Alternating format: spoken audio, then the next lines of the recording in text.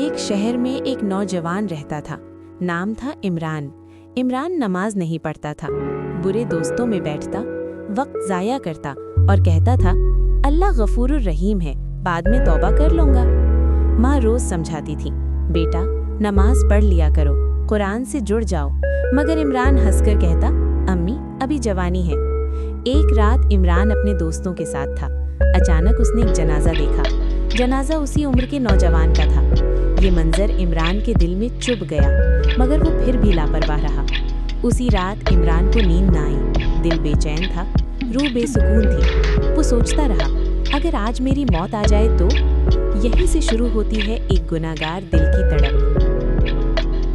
وقت گزرتا رہا۔ ایک رات عمران اپنے دوستوں کے ساتھ سڑک پر کھڑا تھا کہ اچانک شور سنائی دیا۔ لوگ دوڑ رہے تھے اور ایک جنازہ گزر رہا تھا۔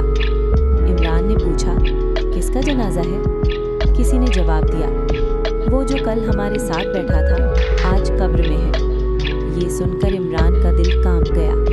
جنازہ اسی عمر کے نوجوان کا تھا جس کے خواب بھی عمران جیسے تھے اور گناہ بھی عمران جیسے۔ عمران خاموش ہو گیا۔ دوست ہنستے رہے مگر عمران کا دل ہنس نہ سکا۔ اس رات عمران کو نیند نہیں آئی۔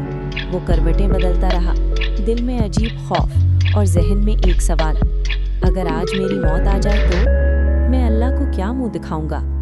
وہ اٹھ کر آئینے کے سامنے کھڑا ہوا، خود کو دیکھا اور آہستہ سے بولا میں کہاں جا رہا ہوں؟